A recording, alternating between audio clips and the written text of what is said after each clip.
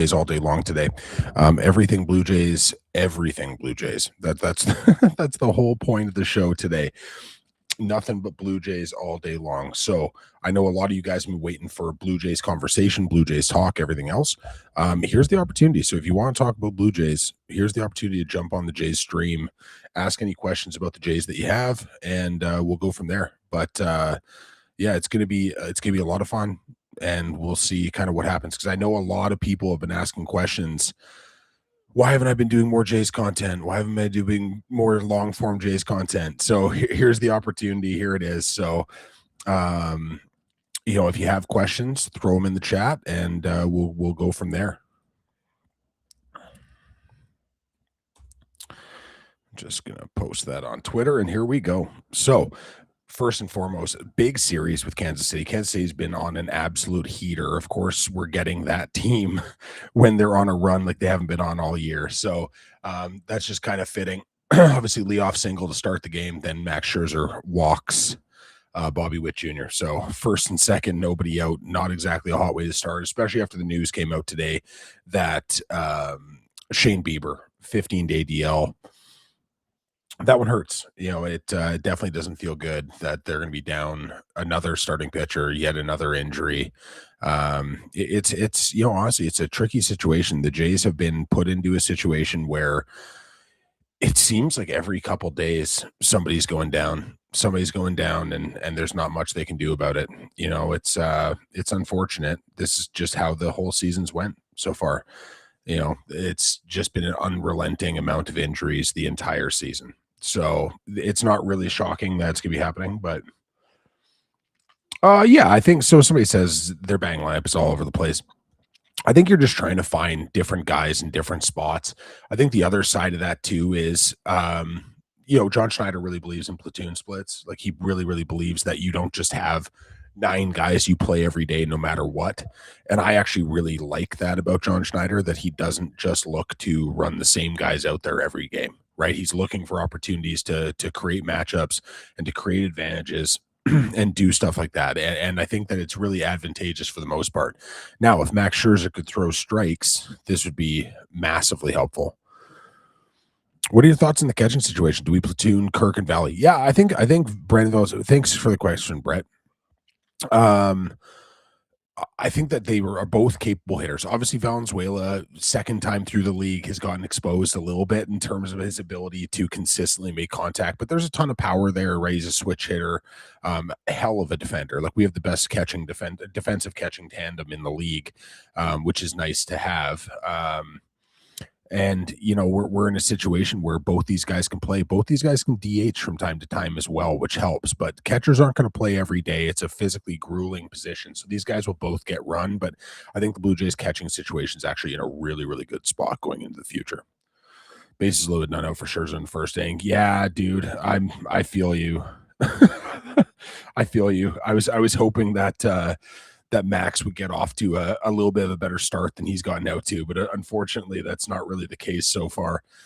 Scherzer's really, really, really struggling. I think my stream also is about 30 seconds behind live game time. So we're going to have to deal with that. So if I'm a little bit behind on stuff, playoffs not looking bright. Well, a week and a half ago, people didn't think there was any chance of the playoffs when they were 4.5 back, or I guess 2 weeks ago. Now it's 2 games back, but they just faced the hardest part of their schedule going forward. So there's a double play right there. So that puts them in a better situation. So we're down 1-0, but 2 outs, runner on third. You'll take the 2 outs. You'll take the double play to and you're willing to sacrifice the run for that. So you got to trust your bats are going to be able to score off Lugo. Lugo has been a good pitcher through, the last bunch of years, but definitely not an unhittable guy or anything like that. So you got to have faith that your offense is going to score. And if Max can get out of a bases loaded, nobody out jam by only giving up 1 run, that's a pretty good situation all in all. Well, I think Chad Dallas is a good pitcher. I just don't think Chad Dallas is a guy that you necessarily want to be running out there and critical starts, right? Like he is he is a guy that I think profiles more so as a long guy at the pen. There are there's only so much you can do when everybody's hurt. Like they have a major league I don't even know what just happened to my camera there. There we go. I don't know what I just hit. They have a major league rotation on the injured list right now. Like that's not even like hyperbole. You know what I mean? Like they have 5 legitimate MLB starters on the DL right now. Um, that's tough.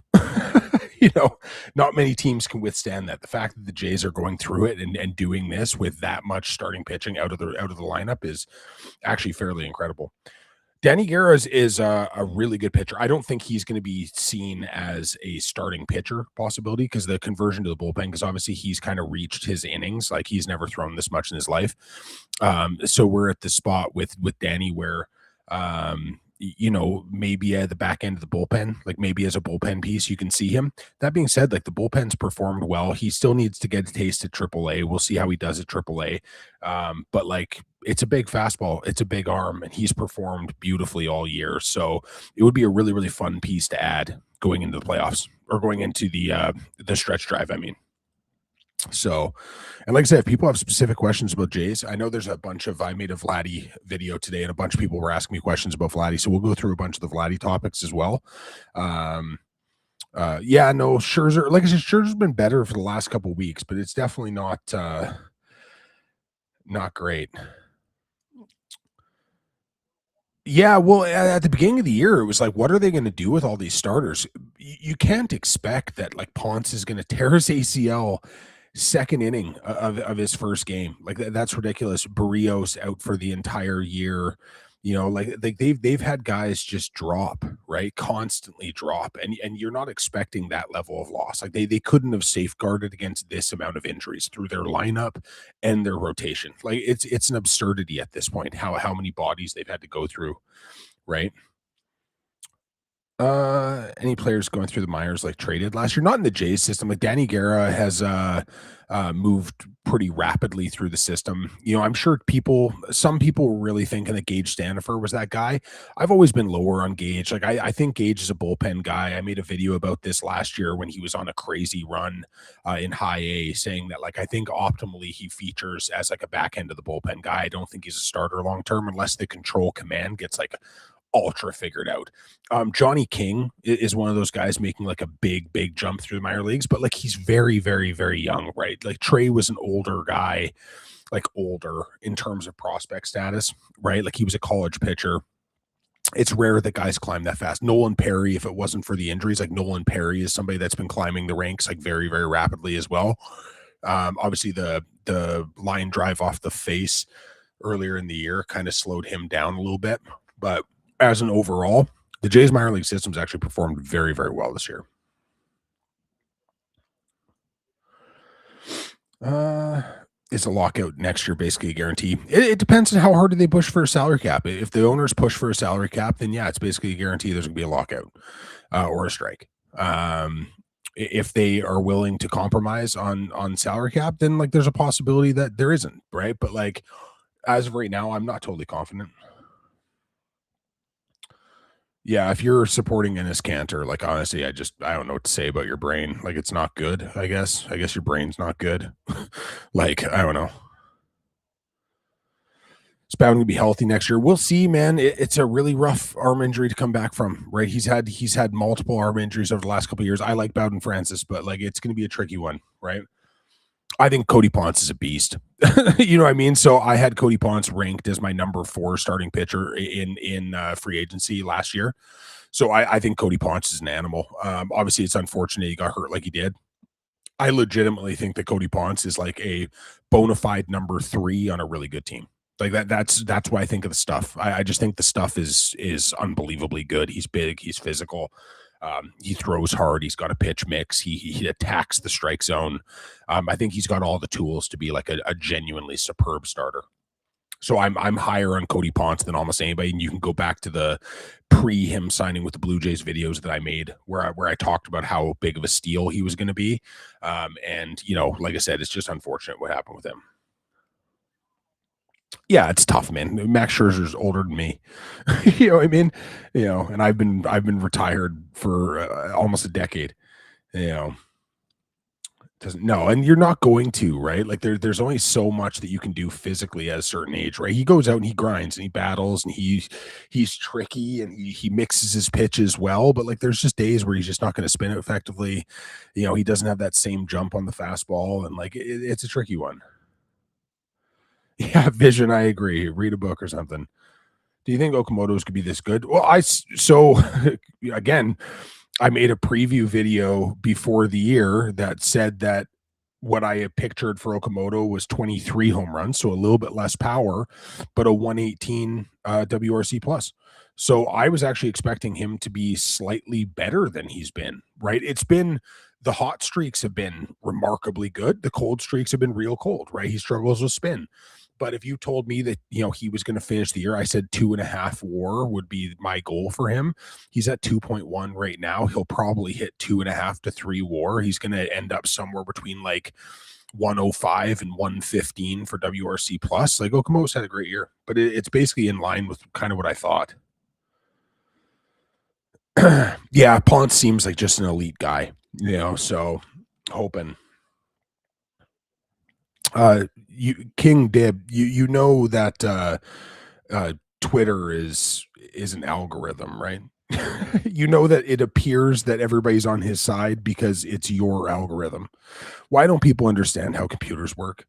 Like, why don't people understand how algorithms work? Like, guys, they're feeding you the information that you want because it's what you're engaging in. Like, it's a paradox for some people, I suppose. Again, brain ain't good. How you feel about Vladdy's season? So actually, Ryan, I did a big video breakdown about Vladdy today. So go check it out on TikTok or Instagram or YouTube or wherever. I did a breakdown of what I think's up with Vladdy and kind of where I see things. So you can go into that. Like I broke down basically how I believe that there's a physical issue that's leading to him having some issues getting his bat through the zone that's leading some other issues with chase. So if you want to watch like a kind of detailed video where I use a lot of stats and analytics to back up what I'm seeing, then go check it out because I think it's pretty good. Sorry.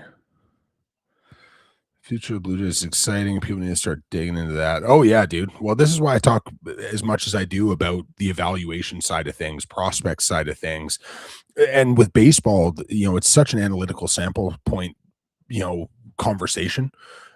Where I think that you do sometimes seem to look at the fact that there is a luck factor to baseball. Like I can hit a 117 mile an hour missile right at somebody, and then I can hit a 36 mile an hour flare and drop it in and get a double. You know what I mean?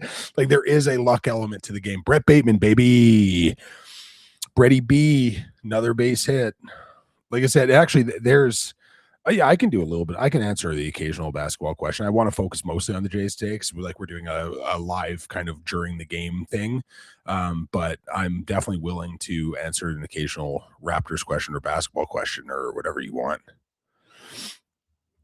Yeah, Scherzer, it's just like I said, when you're that old though, like Ron, some days it's just not going to be clicking. Like some days it's just going to take a little while to get your body loose, right? Like that's just like I'm 41 and I feel that, man. There are days where I feel great and I can do stuff and I'm like running around and like obviously being a coach, like there are days where I'm like super able to do stuff. And then there's days where like my body just will not loosen up and I feel like shit. And that's just kind of the battle of being not young. That's gonna be Schlittler owns you. Okay, cool, man. Cool. Yankees fans are weird. I don't know. We'll see what happens with Scuba. Scuba's gonna go to the highest bidder at the end of the day, right? Yeah, King. Again, Instagram's an algorithm too, brother. All these websites are algorithms, man. They're showing you the things that you are engaging with, right? That's why it's so funny when somebody outs themselves for their search issue where they're like, "Man, why are you showing me so much of X?" And it's something that like is super embarrassing when you find out that they're showing it because that's what you're engaging in and it's in your algorithm, right? So I think people just need to understand that like the world is very big and algorithms for social media make it very small and lacking of nuance because it's really just driving and enforcing the things that you want to see so that you'll engage with it more. right? That's the idea of social media, is to get you on social media more and more and more. How do you do that? By designing algorithms that support your perspectives, make you feel good so you want to continue clicking, right? So it's weird when people don't understand how that shit works, especially when they're like younger people. Yeah, Nathan Lucas with a single. There you go. Get hot. Yeah, like Vlad, it's been tough, man. Like, it's just tough, right? Like when you can't get the bat through the zone the same way, you have to start early. When you start early to cheat towards velocity, then you're more susceptible to chase. You're more susceptible to spin, right? And then the biggest problem is something I touched on today is his hand-eye coordination is so elite that right now he's chasing 10% more and making contact on his out of zone swings at 72.2%, which is an absurd rate. Most big leaguers are in the high 50s to low 60s, but Vladdy has such great hand eye coordination. When he swings at bad pitches, he usually hits them. It's unfortunate, right? If he swung and missed more often, it would actually probably be better in the long term.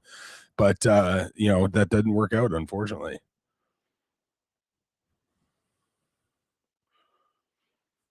Yeah, so, honestly, I think the easiest thing to do to be more fluent in statistics is, 1, I talk about them and I try to break down what they are with a little bit more detail when I do bring up random statistics, right? I do try to inform people what they are, at least in the comment section. If somebody's like, "What the hell is this?"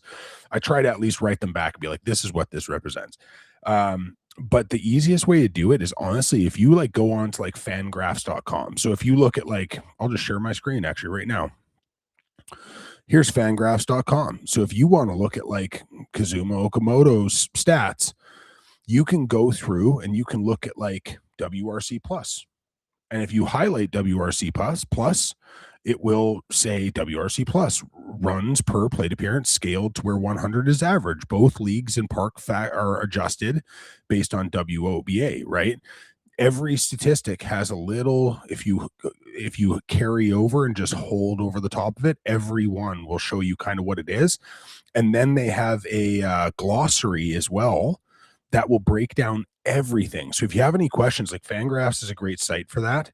And it's a site that I use a lot, but it's also very user friendly in terms of if you're somebody who's really advanced in analytics and you really know what you want to search out, and or if you're somebody that wants to learn more about analytics, Fangraphs is a really good supportive site in terms of showing you both sides of it, really. um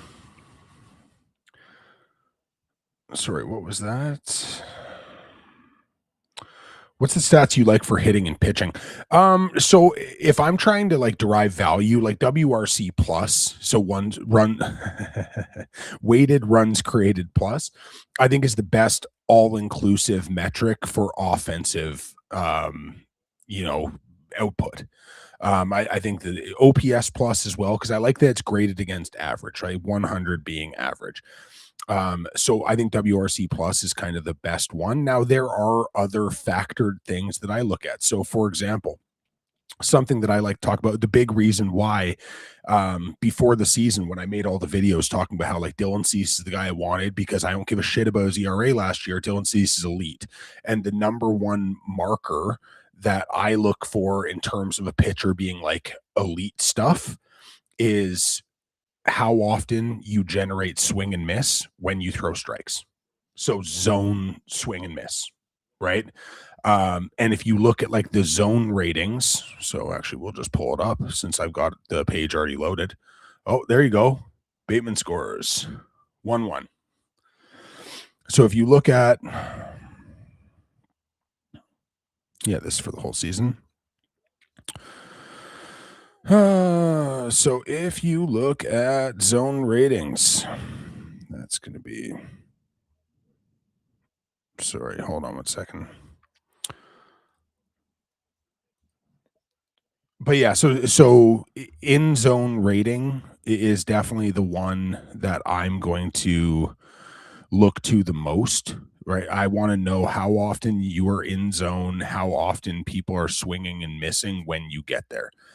That's the big one for me, right? So, where is your zone rating? There we go. Let me just throw that back on there. For the people on the YouTube side, you can see this. If you're on TikTok side, unfortunately, you can't see this, which is too bad. But if you look at like zone rating for this year, so zone contact, if you look at like the best people in zone contact this year, just to give you an idea, the top three are Jacob Mizorowski, Dylan Cease, Christopher Sanchez, right? Number four is Shota Imanaga, who, like, again, is a good pitcher. Number five is Cam Schlittler. So you have the four leaders, in Cy Young possibilities this year, are for the five top pitchers there, right? Like it's a good way to look at pitchers in terms of the dynamics of what they're capable of doing. If you look at the zone contact of the guys on the back end, right? Michael McGreevy is last, right? Sonny Gray is kind of a different story. Framber Valdez is there, Bryce Elder, Palante, Andrew Abbott, Eduardo Rodriguez, Seth Lugo is on that list as well. But zone contact percentage is the one that I really look at to go, okay, you know what? If you can throw strikes and guys aren't hitting it, that's critical. So that's a primary skill, a primary trait that I'm looking for to dictate kind of how I feel about pitchers. Like, obviously there's a lot more to it than that, but that's the number one that I really look for.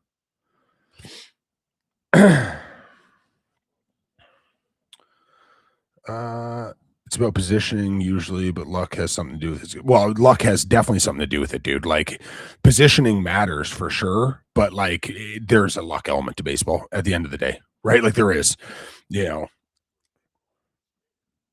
Um, where are we at here? I think on off sometimes can tell a story and sometimes they don't, because it really depends on who you're playing with.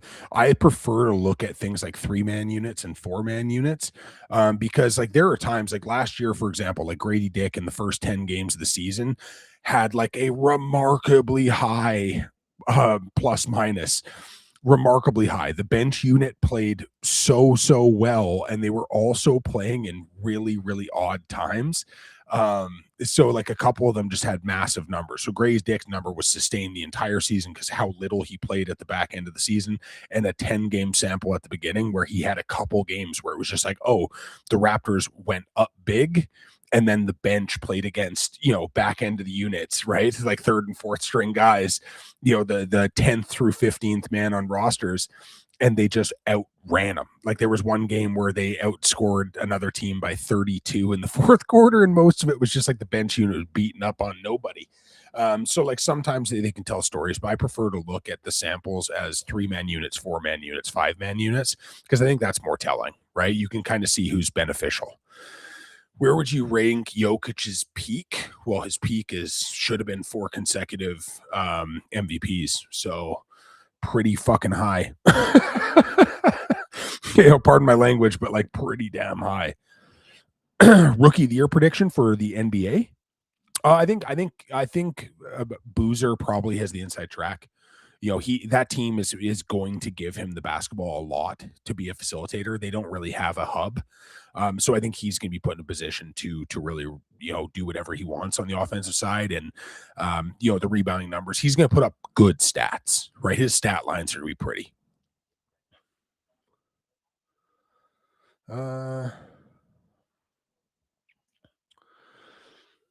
I don't have, so depends on who's healthy and who's going, right? So the team that I coach, you know what I mean? I had 2 players who were pretty consistently in the same spots all year. So I had my 4 hitter who was pretty consistent, and I had my 9 hitter who was really consistent in that spot. Um, I'm not a big believer that you just roll out a lineup. I'm a big believer that you roll with hot hands, and that you look for matchups. And there are certain matchups where there are certain guys who deal with velocity really well. There are certain guys who deal with spin really well. And I think you have to tailor your lineups to the pitchers that you're facing at the end of the day. And that's not a cop out answer. That's just the way that I view it. I don't believe in the idea that like this is your nine guy. Like I'm not Cito Gaston, where I'm not running out the same nine guys in the same nine spots every day. Just because I don't think you're creating advantages that way. And I think that the only job of a manager is to try to create advantages through lineup construction and bullpen management, right? And this is why I don't have issues with John Schneider the same way some other people do, because the role of a manager at very most, you're setting a lineup, trying to create whatever advantages you can based off the pitching matchup that day, and you're managing your bullpen. That's 99% of your job.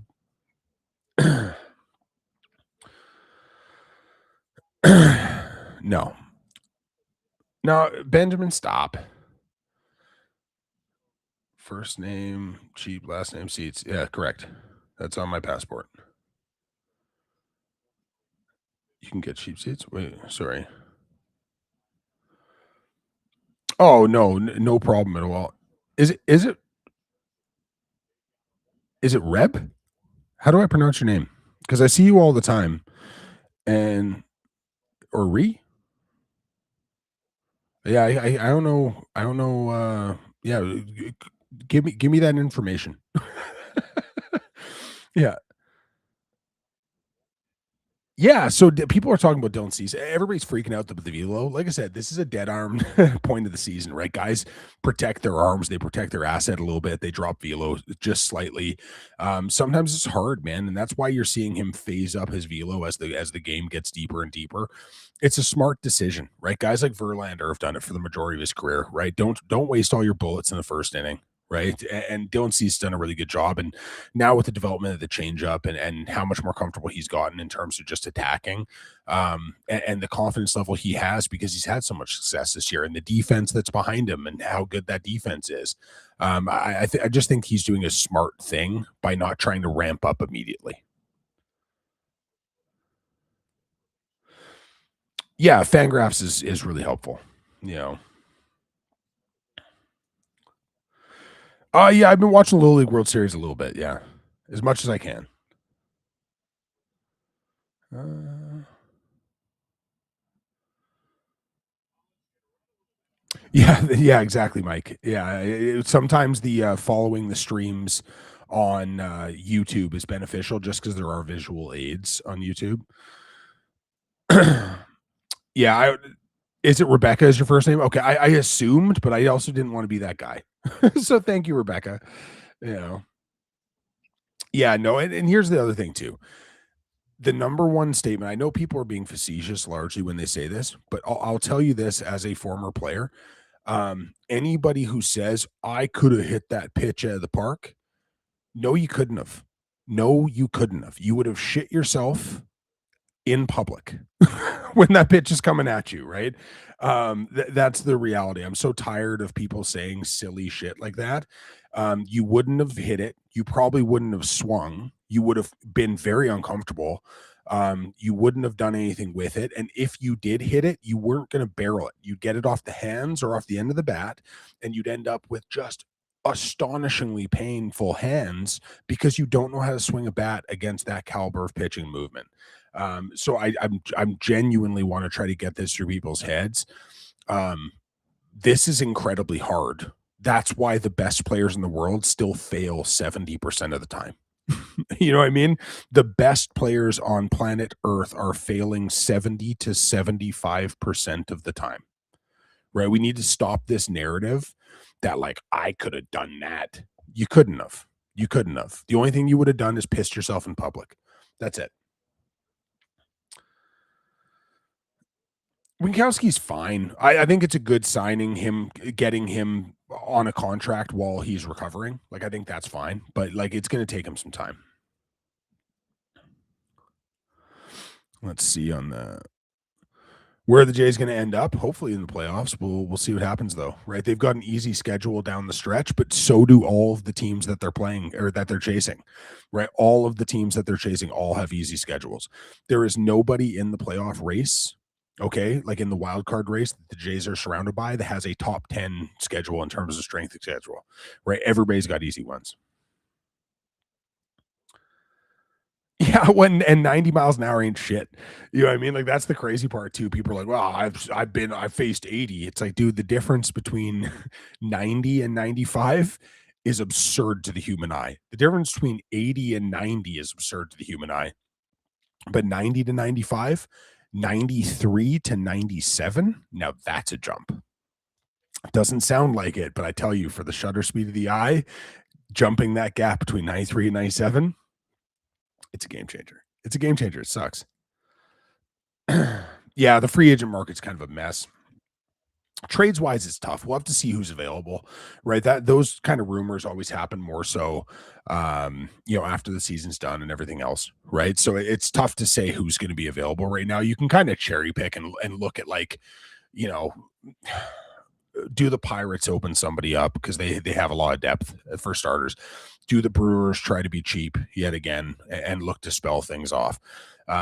Does San Diego look to sell off pieces, in the offseason? That's a possibility. It all depends on the landscape of Major League Baseball, too. If they decide to put in a salary cap at $248 million, then Jays aren't adding anybody. They got to shed contracts, right? So if they just keep it as a luxury tax system, essentially, like like an apron system, like the NBA, then there's conversations to be had there. But, like, it's impossible to know who's available or what the Jays could do until we know what the economic landscape of the sport is going to look like. Thoughts on Arrighetti? I like Spencer Arrighetti. He's another guy where, if you look at the numbers that he puts up, um, he does not throw hard, right? Like, that's just the first thing about him. Like, he doesn't throw hard. And I know people really want sexy numbers and K rates and all this kind of stuff. 93-mile-an-hour fastball on average, but he strikes out one guy per nine, right? The walks are a little bit high right now. I think the Jays will fix some pitch mix stuff with him. He throws a lot of different pitches, and I think he needs to fine tune a little bit. I think sometimes he gets a little bit too cute. Now, part of that comes with not having elite velocity and elite stuff. But I think sometimes he does get a little bit cute with what he's doing. But I think he's good. I think he's quality. I think he's got a good pitch mix. I think he can definitely get outs. He's a back end of the rotation starter, but he is a starter for now, at least. Yeah, Tatis would have been great, but they were never going to move him as lowest value, right?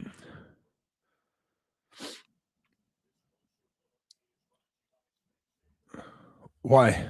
Bieber's been awesome since the trade deadline. Like, I know he's hurt, but, like, pitchers get hurt, dude. Like, this is as a pitcher who got hurt. You know what I mean? I had never been hurt.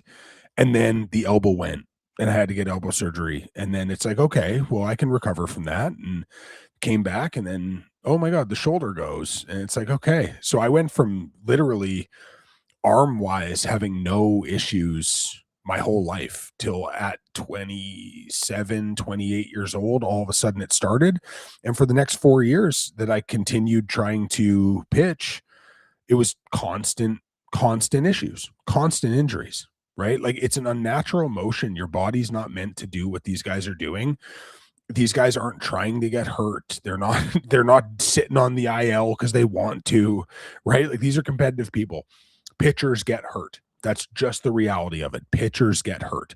There's a handful of guys in the history of baseball that have avoided it, right? And that's why we view them as special. Like, people will be like, Nolan Ryan never got hurt.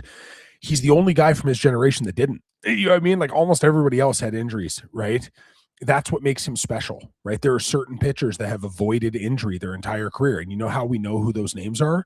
Because we see their innings totals over their career and you go, holy shit, will anybody ever throw this amount ever again? It's like, probably not. Probably not, right?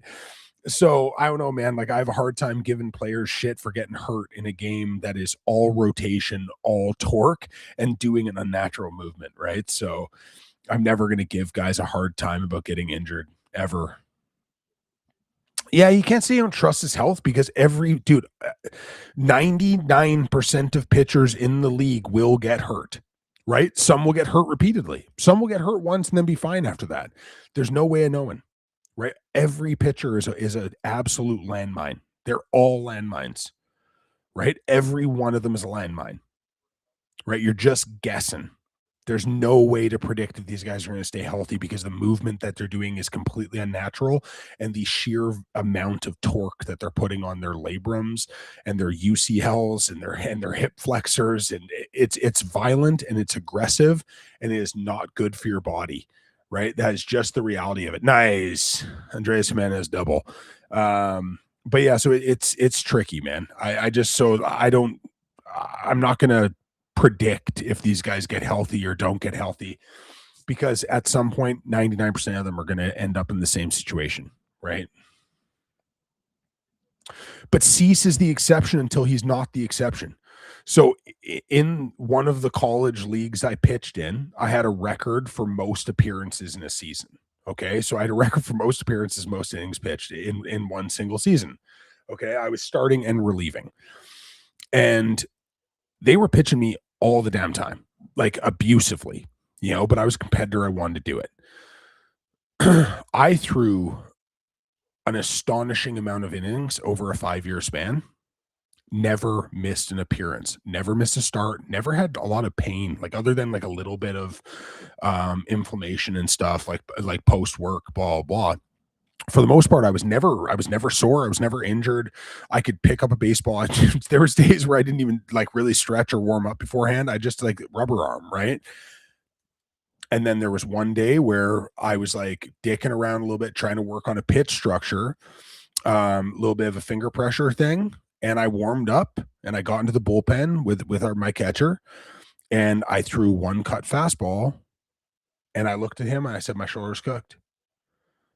And he was like, "What do you mean?" And I'm like, "Dude, my shoulder's gone. Like it's gone." And that was the end of it.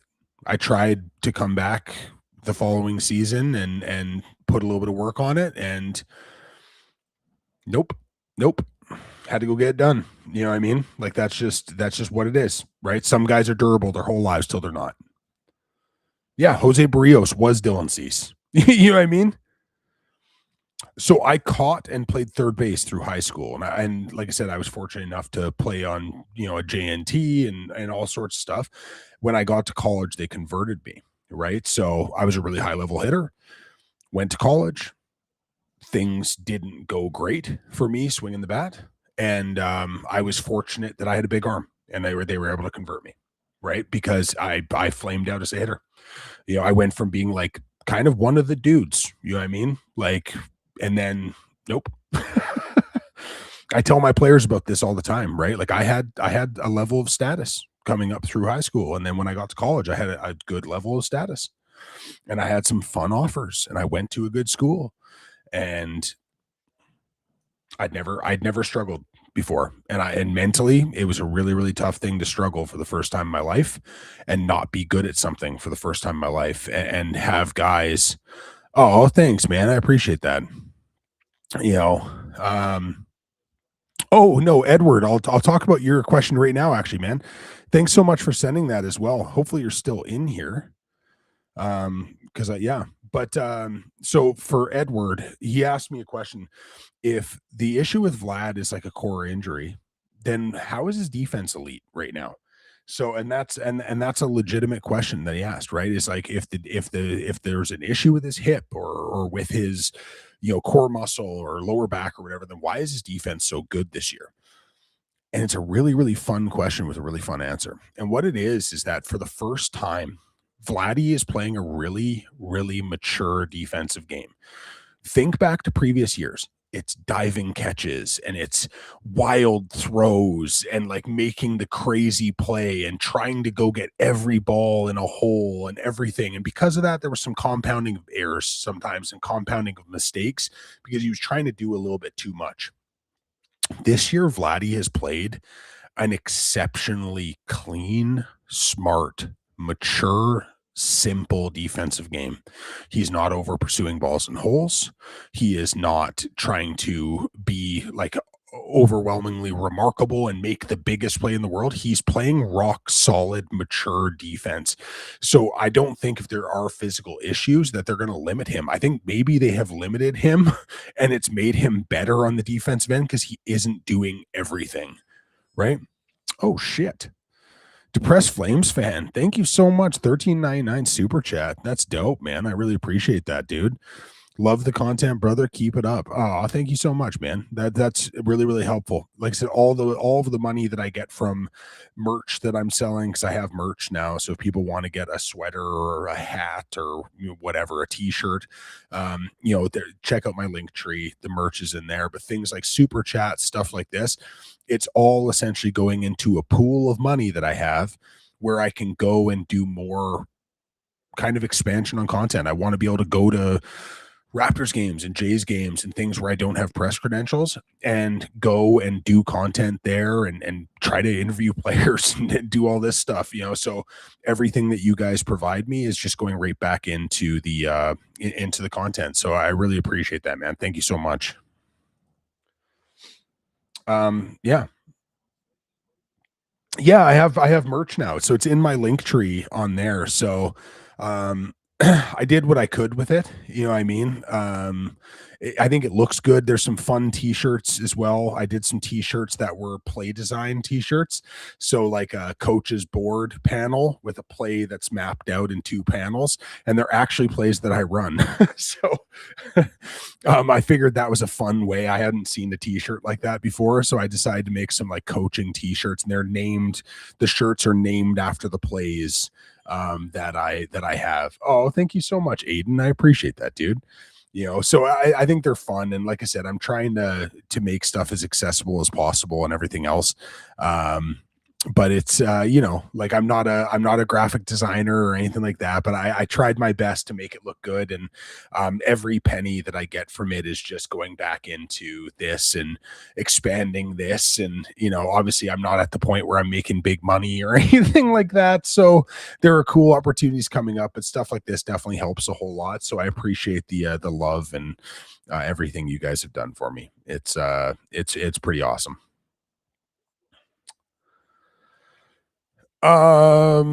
Carlos Fabulous does some infield stuff, and then who else does? Budzinski does, I think, and then there's somebody else. They've got a whole group of guys that do infield stuff, and like they've got teams for everything. Mattingly, honestly, I don't know, man. It didn't seem like they were super upset about letting Donnie Baseball go. That's all I'll say.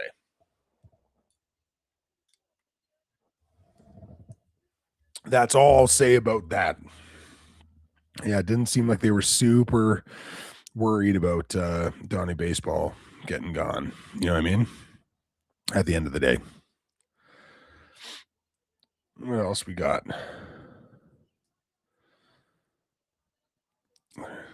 Oh, thanks, Aiden. I appreciate that, man. Like I said, I try to do good content. I try to have fun with it. I try to make it as entertaining, but like also informative and educational and kind of, rational as possible. So I'm glad people have enjoyed it, right?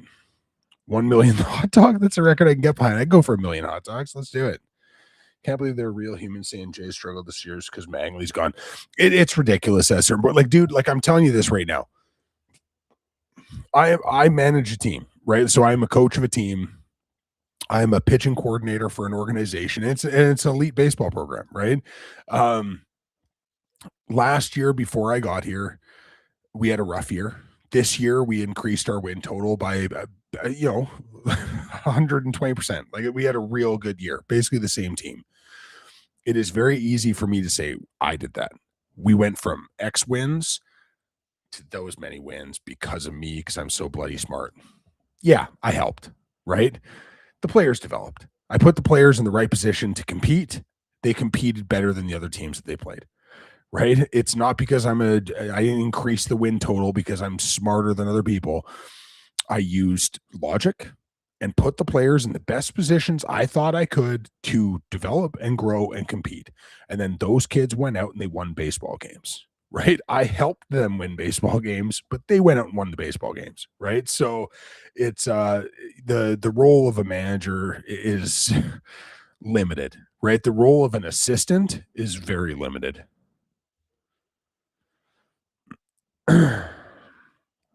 Yeah, that's an interesting one for me as well. Um, I think they want to get I think they want to get certain guys in certain spots. Nathan Lucas seems very, very, very kind of committed um to playing certain spots, right? I think they want guys in certain spots, but I think they also want guys to be playing all over the place so they get comfortable. So like Bateman's been moved around a little bit. I haven't heard a reason that Schneider's given for that. I think some of it just factors out to feel more than anything. I think Daz Cameron, you want Daz Cameron in left field. Like I don't want him anywhere else in the outfield. Like I think he is a left fielder.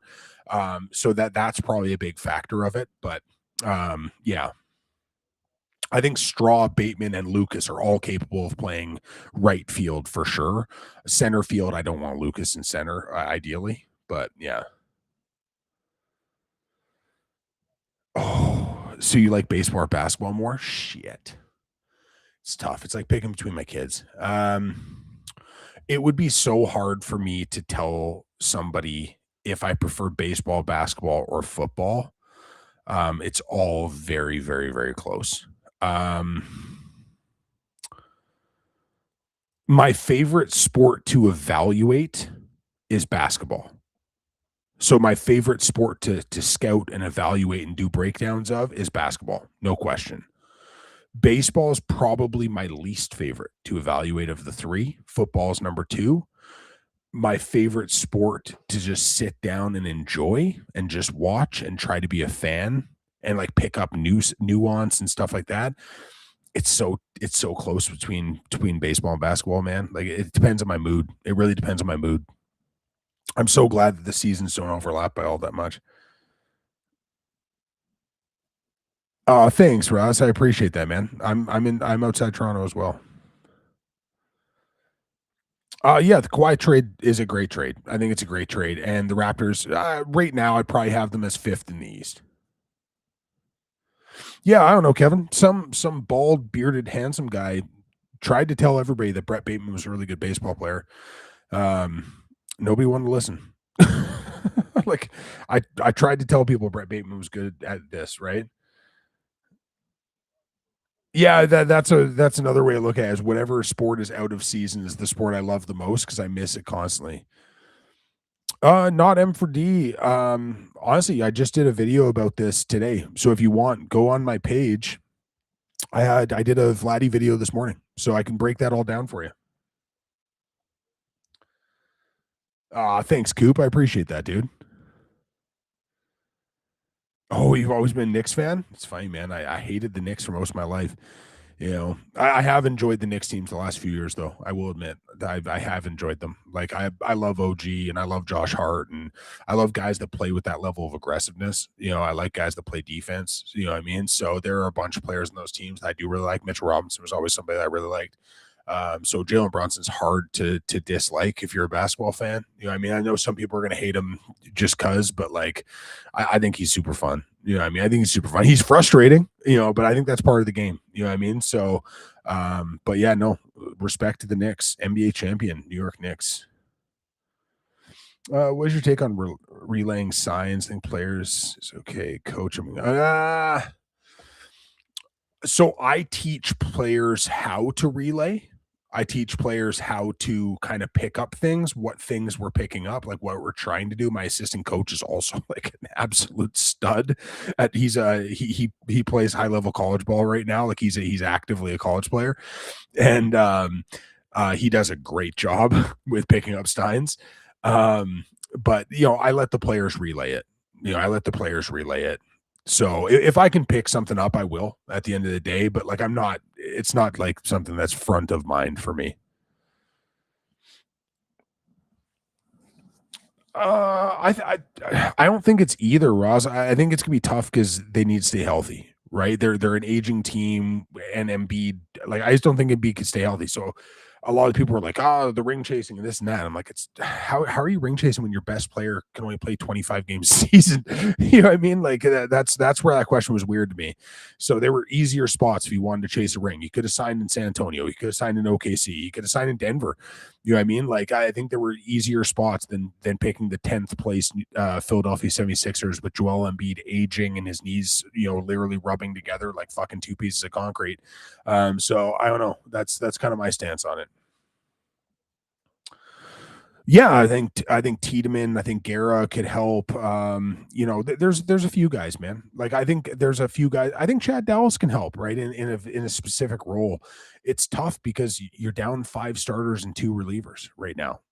Like, which is a wild thing to say. Like Jimmy Garcia should have been back by now. Like that was the whole plan, right? So it's really, really tough when you're down five starters and two relievers down the stretch. Like you just can't safeguard that much depth. The Jays did a wonderful job building up depth in both spots, and you just cannot prepare to lose this many bodies. Like you can't. Like you only have so much roster space.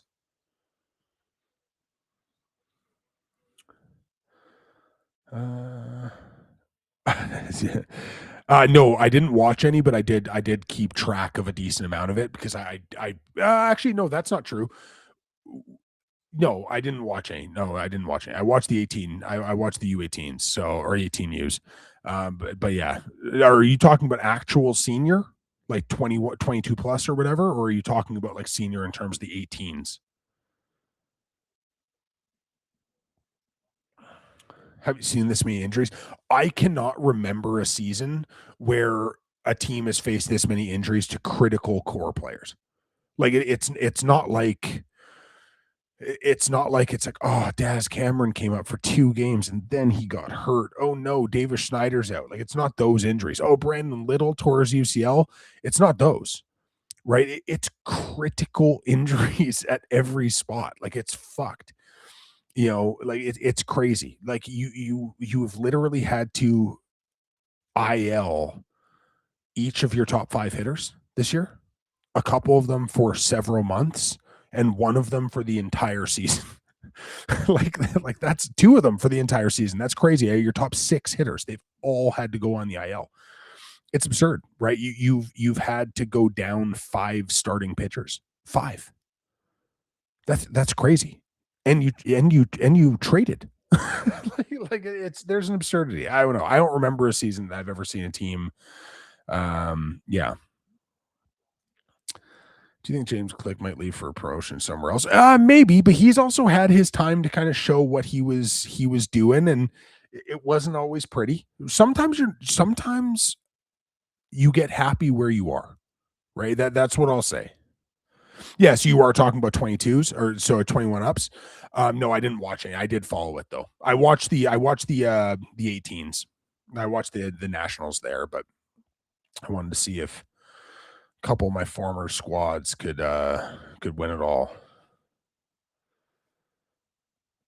Yeah, I don't know. Judge was pretty damn good in the playoffs last year. Like you can't really blame Judge for last year. Like shit, what did he have? He had a massive. I know it was a short playoff because it was just the one series, but like goddamn, Judge in the playoffs last year. He had a 252 WRC plus. He hit 500. Like he was absurd, man. Yeah, I mean, so I don't know, like playoffs wise, like in his career, like it's still a 124 OP or WRC plus. Like he's still been quite good in the playoffs. I think we get a long breakdown of sports.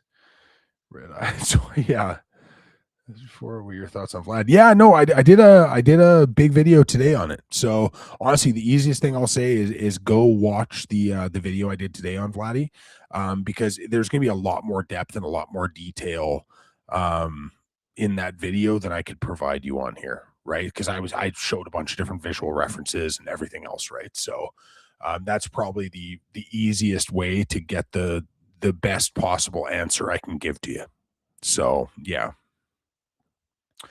And Jay's game still 1-1 in the fourth. Yeah, I think so too. Once he's out of options, he doesn't have a future with the Jays. Who are we talking about there?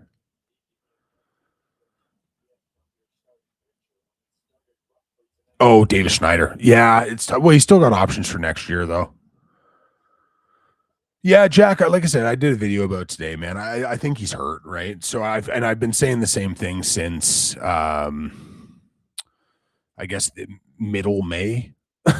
Like, you know what I mean? Since the middle of May, near the end of May, I saw him tweak something and I was like, oh. And then there was a stretch of games where it started to look like he was really having to work very, very hard to generate bat speed. And it's been looking like that for a time. Why do you think Cal Raleigh dropped so much this year? It was a lot of swing decisions, man. Like Cal Raleigh, like some of the swing decision stuff was really odd.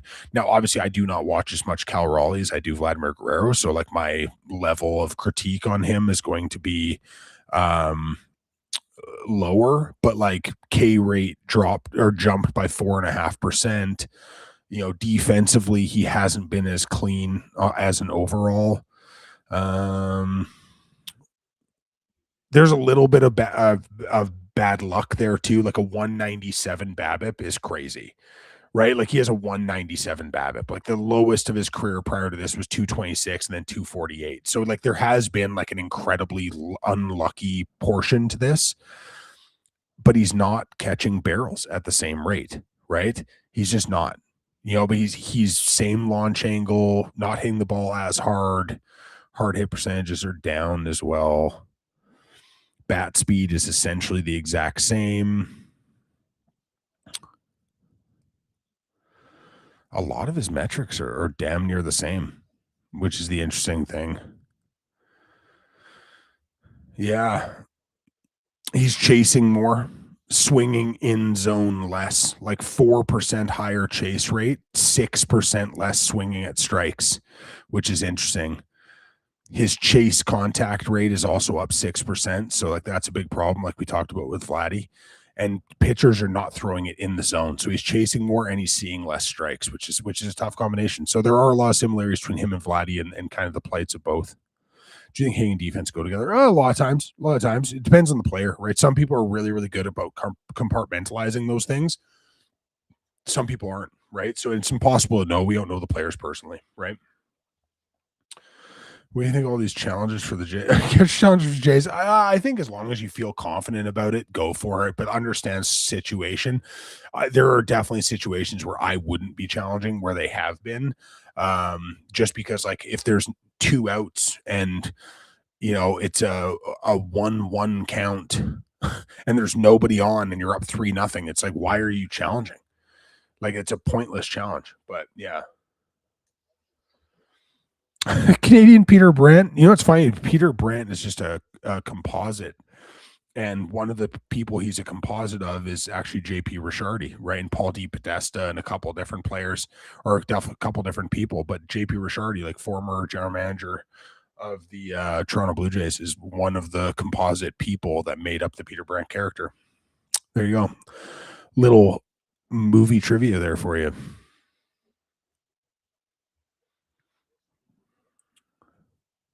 Yeah, JP Ricciardi, Paul D. Podesta, a couple other people. But yeah, which I think is pretty fun.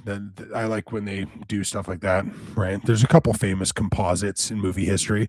Moneyball, The Doors is another one where they used a composite of his love interest rather than. But the ironic thing about that one is they actually used a real person's name, despite the characterization was a composite. So yeah, yeah, not Cashman. Yeah, so. Oh, just give me 1 second.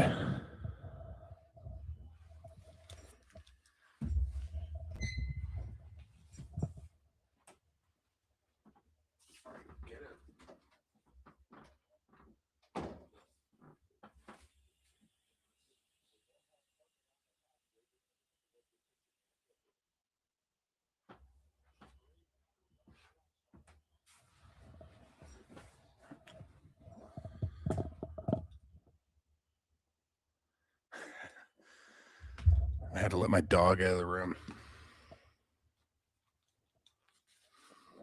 She was being troublesome.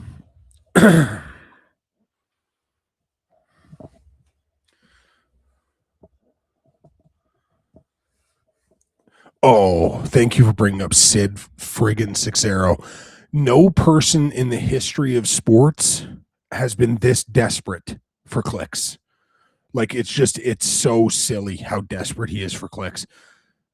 He will say anything at this point, just hoping that somebody just aggregates him. He's just praying for aggregation at this point. Everything he says is stupid. Sid Sixero, if you ever see this clip, know that you are the worst part of Toronto sports. You know nothing. Actually, I can't even say you know nothing, but you're a clown. Like it's just constant. He's trying to be Skip Bayless. You know what I mean? He's trying to be one of those guys. It's an absolute joke. This is why he gets fired from everywhere he goes. For years, Tim McAuliffe carried him when the whole world know that Sid Sixero didn't really know shit about sports. Tim McAuliffe did. And then since Tim's left him, it's just an absolute shit show of an embarrassment. Everything this guy says is dumb. If people listen to him, you're going to get dumber in the process. That's my stance. No, Bob McCown was an absolute dipshit as well. I'll say that right now. Bob McCown was just like, hey, remember, Bob McCown was the king of the flip flop, right? That's what Bob was great at. Bob was great at talking about how, like, I remember at the deadline in 16, yeah, 16, when everybody was clamoring for the Jays to trade off some of their older players and kind of refresh and restart. He was one of the guys leading the charge of, you can't trade these guys. You can't trade these guys. Bitching about it every day after the trade deadline. He congratulated the Blue Jays for doing the right thing. And then by April of the next season, he's skewering them. Well, this is why you don't hold on to these aging assets and all this other shit. Bob McCown sucked, you know? Yeah. Yeah. I hate Bob McCown. I can't stand it. I think that if you're going to say something, you own it. Right? I don't always get my predictions right, but I own them. The fact that you can make an entire career out of criticizing and criticizing and criticizing, and then even when somebody does something right, you just criticize it and change your opinion. Move the goalposts, move the goalposts, move the goalposts. So you're always edgy and you're always that guy, and I'm the objective guy. It's like you're not being objective. You're just changing goalposts so you can continually run hit pieces. So it's really, really unfortunate, right? It's really, really unfortunate that people just think that that's the mechanism for staying famous. And the reality is, though, it works. Stephen A. Smith makes a shit ton of money from being that guy. Skip Bayless makes a shit ton of money from being that guy. Right? Bob McCown stayed on the air for 35 years being that guy. Jeff Blair's been that guy for forever. Right? So I think there are people that are doing good work. Like in the Blue Jays sphere, like I don't think that like Shai Davidi is like the greatest person ever or anything. He's objective. Ben Nicholson Smith and like, these guys, like if they screw up and they say something dumb, they always call it back and go, yeah, remember that time that I said that? Like they're at least humble enough to acknowledge kind of when they do things wrong and when they say things wrong. I just hate the idea that you're just going to flip flop your opinion at all times. It drives me insane. Just own your shit. I said the Toronto Blue Jays were going to be extraordinarily good this year. Yeah, a lot of shit went wrong. Injuries went wrong. Underperformance went wrong. All this other stuff. I wasn't right. At the end of the day, I wasn't right. They haven't been great this year. I was wrong. Right. Sometimes I get it right. Sometimes I don't. I'm just not going to flip flop on it though. Right. This is why I post videos on the internet. I don't want to ever turn into Trump where it's like, you said this and it's like, I never said that. It's like, here it is on video. Oh, AI. It's like, okay, cool, man. I don't know. People just need to be more accountable. It's depressing to me when adults can't be accountable. It's a sad thing, and it shows kind of where you're at as a human being.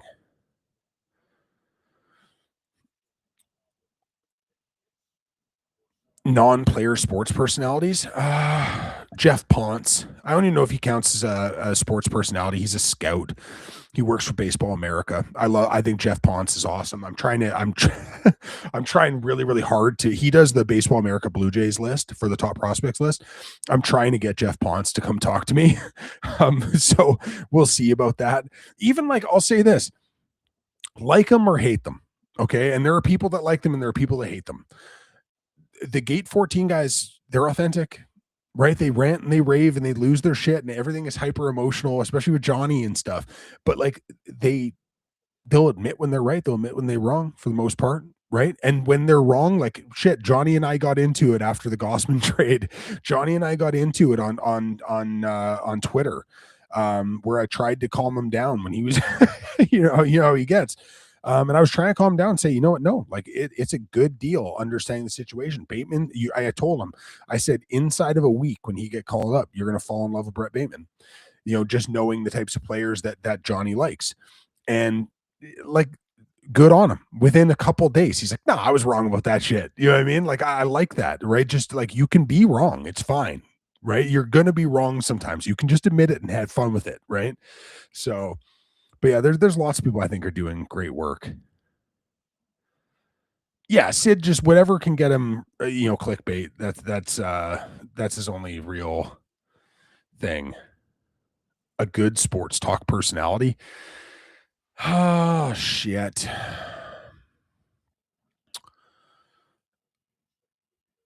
It has to be like general sports talk, or like do podcasters count? If podcasters count, like, I don't know, like I love listening to Vicini. Like, game theory is something I really like. I think him and Bryce Simon do a really good job of like being objective and breaking things down. And again, more people that are willing to just say, oh yeah, no, I was wrong about X and Y, and move on from there, right? And they don't hold to their predictions and hold to their initial theories because like it would serve them well. They'd just be like, no, like this was the evaluation. I felt good about the evaluation. The person outperformed or underperformed the evaluation. I just like how black and white it is. So that's a podcast I listen to all the time. I listen to a lot of the Pewter Report podcasts about the Tampa Bay Buccaneers. I think like there's a guy for the Pewter Report podcast named Matt Matera. I think Matt Matera is like awesome at his job. I think Matty Matera is fantastic. It looks like I'll be able to do some Tampa Bay Buccaneers coverage this year. It looks like we're going to have credentials for a lot of South Florida teams. And like I said, like I'm hoping that I get to meet, there's a couple guys, Bailey Adams from there and Scott Reynolds. And I think there's a lot of people at that site that are doing a really, really good job. You know,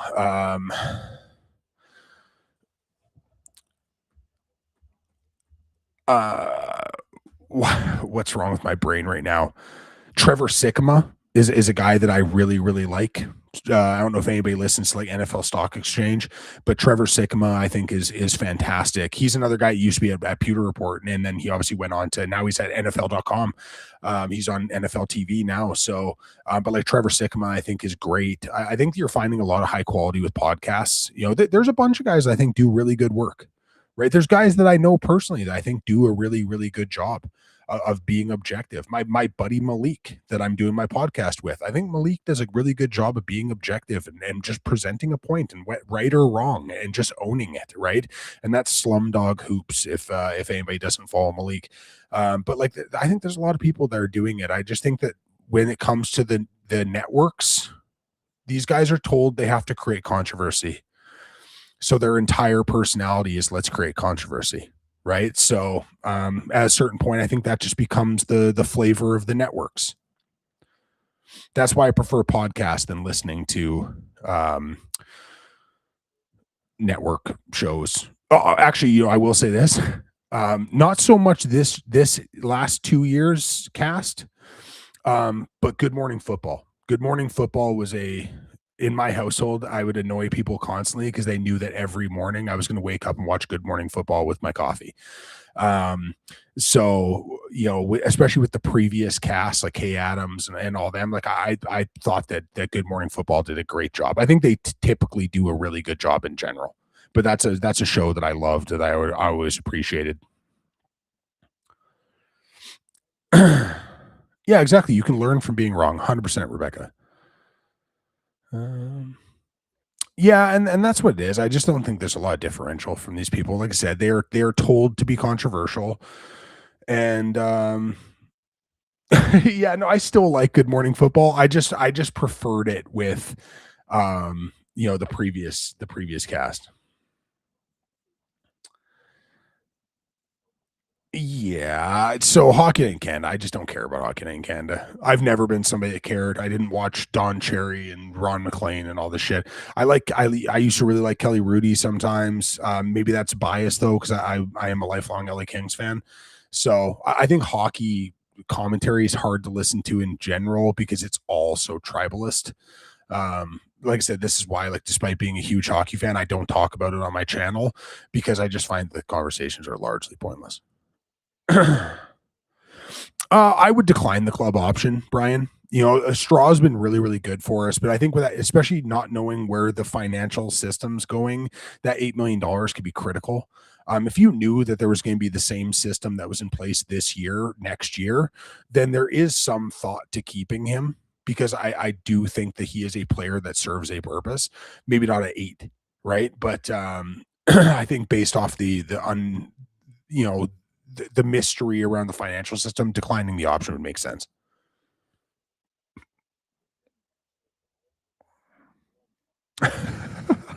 Too scary. Here's the thing. I get it. Kay Adams is very, very pretty. I think Kay Adams was good at her job. You know what I mean? Like, I think Kay Adams actually knew ball. Like, I've seen Kay Adams do some real interviews, and like, I think she actually knows her football. So like, I like her as a sports personality in general. But yeah, Kyle is, Kyle Brandt's the man. You know what I mean? Like, I've always enjoyed Kyle Brandt. You know what I mean? So, but as a whole group, I think that whole group is dope. Yeah, the 40-man crunch is real too, right? So if you can save 8 million bucks and a roster spot, I think that would be smart. I would put the odds of a 162 season at 20%.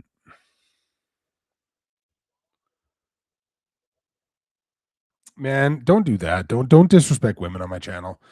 Don't disrespect women on the channel. It's pointless. You know what I mean? Right? Like, who gives a shit? So yeah, she knows ball because she knows ball. At the end of the day, I'm so tired of people having to preface stuff when we're talking about females, right? Like, I don't get it. I don't get it. This is just like the ultimate way to try, like, anyways, I'm not talking about that. So yeah, I think she's good at her job. I think she's probably worked incredibly hard to be good at her job. And yeah, I don't give a shit. But this is what everybody does, man, with Ashley Nicole Moss and like everybody. If it's an attractive woman talking about sports, like, oh man, well, the run through and all that, man, stop, right? So like, stop. You know what I mean? Like, they know their shit. They do a good job. Like I said, it's I have no time for that stuff. It would be tough, man. Like, claiming him would be tough because, like, it's not like he's got stuff like Spencer Miles does. Right? Like, Spencer Miles, everybody knew when with this stuff, like, he was gonna be upper 90s. You know, Barriere is not that dude, right? Like, he's a 92 to 95 guy, and it's about pitch mix and deception, and there was also some effort stuff and some weight stuff, and so I think it's less likely. I don't think a lot of teams are looking to take a risk like that. The Jays were, but that's a rare circumstance. Yeah, I think the Lakers make the playoffs. But yeah, let's just not do the disrespect of people thing. What does your Jays ideal offseason look like? Pug, I can't even answer it because we just don't know.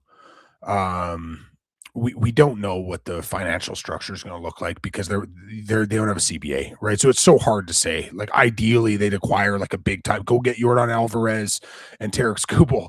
You know what I mean? But like, we'll see what the financial system looks like, and then they'll have to make adjustments. There's a possibility they have to trim salary, right? So, uh, yeah, yeah, yeah. Crooked legal system and a rich kid. That's why.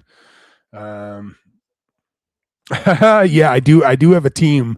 I have a team, and my team is the same team for every college sport, and it has been my whole life. Which is, I've been a Duke fan my whole life. So, it's gonna be an up and down year for Duke, right? We've had some decent football teams the last few years. Most of my life, it was a real rough time.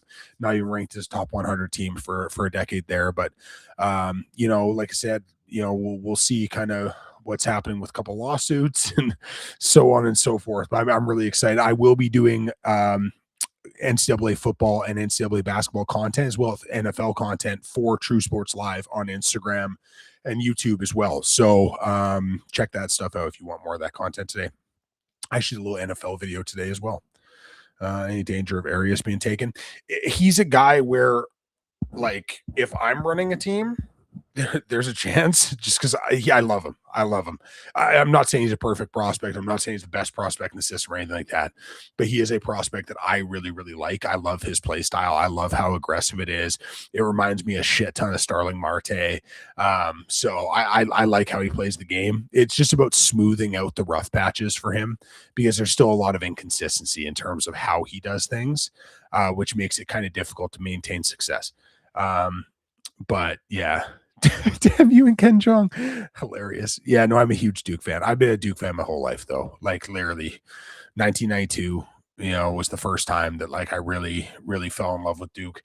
And I've been loyal ever since. So, yeah. So I stick with my guys. Yeah, I hate Christian Leitner. Yeah, I've watched it. It's good. It's a good doc. Yeah, but yeah, no, I'm a big time Duke fan. Duke has a tough schedule. Duke does have a tough schedule. Uh, like, what do you mean?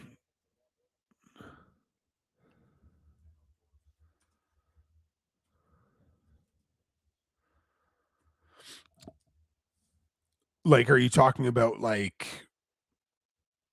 what's going on, like injury wise,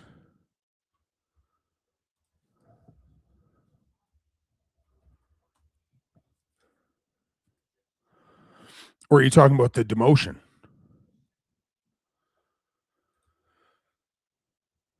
I imagine we're probably talking about the demotion. I think he's another guy where they want him to be back at the lab. Yeah, so I think they've wanted him to be back at the lab. I think they want him to be in the pitching lab. So having him in Dunedin makes a lot of sense because you can pitching lab every day, right? Well, within reason, right? So I think that's the big thing. Like, they were totally happy with it. So they sending him down allows them to have him at the pitching lab and work with him every day, which is a good thing for him developmentally at the end of the day, right?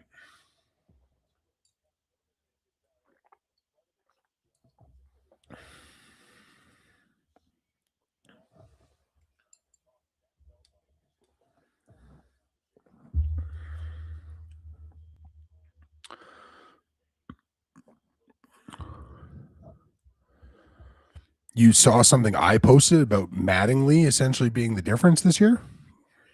Definitely not something I posted. Definitely not something I posted. Yeah, I don't think Dog Mattingly made a damn a difference at all. You know what I mean? Not even a lick of it. Right. So every year this happens, right? Every year a coach comes in, results happen, and they're like, it's that guy. It's Dave Popkins, right? It's whoever. Guys, it's just performance, right? It's just performance. Some teams stay healthy, some teams get hurt. Some guys have careers, some guys have career bad years, right? So I just don't think Don Mattingly like did much. You know what I mean? There's a reason why they were fine letting him go, right? Like, at the end of the day. Yeah, it definitely wasn't me talking about Don Mattingly. Yeah, I don't think I don't know, man. I don't know how much effect Don Mattingly had. Because if Don Mattingly was just so elite, right? So elite at what he does, there are a lot of people that have had a lot of questions about Don Mattingly this year, right? Fly misses Bichette. Fly is just banged up, man. Have you never once hired a big name coach? You agree, man? How often do the big name coach hire? So here's what I'll say: in the NBA, how many times has big name coach hires worked out recently? Last couple of years, when teams hire big name coaches. So, like, I'm talking big name guys. How's it work out? How's it go? How's Doc Rivers work out? Right? That's a big name coach. How does it work out? Right? There's a reason why these guys are available. There's a reason why they're retreads. That's all I'm saying. This is why I'm always a big believer in you know what I'm saying? Like there's a reason why these guys are available. And there are some coaches who are definitively geniuses, right? You know where those coaches are? In the same damn place they've been forever. There's a reason why Eric Spoelstra is not available. There's a reason why Rick Carlisle is not available, right? There's a reason why Missoula is not available, right? These are high level coaches. There's a reason why Greg Popovich wasn't available. You know what I mean? So um, that's all I'm saying, right? There's a reason why Doc Rivers is always available. There's a reason why nobody really gives a shit if Jason Kidd's available, right? So yeah. Yeah, I like Brock as well. It's tough to trust him though, just because the injuries. I don't think somebody would claim him. Although he does fit into the claim, like the 70% of claim players, are relievers with the potential to be guys. So like there is a chance with him. Perry will be added. Stanifer, there's a big question to be added. Garrow will be added most likely. Harry, Kasevich, Shrek will probably all have to be added as well. Arias, you can probably slide through. So yeah. So I shouldn't be excited about Dusty May. Dusty May's not a retread, though. You know what I mean? Dusty May's coming from college. Now, I have my Dusty May questions, right? Like, I think that it would have been very, very hard not to be successful with the team that they had last year. But that's a different thing. But I think Dusty May is not a retread. That's getting somebody from the college game to come up. That makes sense to me. Um, yeah, I thought that Steve Nash had a reasonable chance on a team that was oddly constructed, and I don't think he maximized what that team could have been. Patrick, thank you. And that's the problem, right? So yeah, so that's the difficulty, right? I think Steve Nash could be a good coach, but like I don't know if Steve Nash is a good coach. You know, I'll say this: there are a couple coaches in the NBA right now that I love. Right, I think Jordy Fernandez is fantastic. Right, I think guys like Hardy are quite good. Like there's a lot of good young coaches in the league. Yeah, I'm watching the Jays game right now. 2-1 KC. Yeah, you don't need to protect Cutter. And Duran is I just don't think Duran will be claimed. Like I don't think you need to add him at this point. Obviously, teams are always looking for catchers, but he's still far away in terms of his ability to actually be consistent at that level. So I wouldn't think that that's going to be an overwhelmingly big possibility. Hall of Fame players can't transition to great coaches. I think a lot of the time, Hall of Fame players have made a lot of money. They've played a lot of money. They've made a lot of money. And are you going to want to grind it out and learn coaching? It's tough. It's tough to want to go through and do that. It's also sometimes if things came easier for you, it's hard to tell people how to do things when you've never had to really do those things. So I think it depends on what type of player you are. There are really, yeah, I have the Jays on. That's why I keep looking over to my right because I'm watching Miles Straw making sliding catches. But yeah, that's why it's tricky sometimes, right? So this is why again, like I said, there are great coaches and then there's terrible coaches, and then there's a lot of coaches that are just there. You know what I mean? At the end of the day.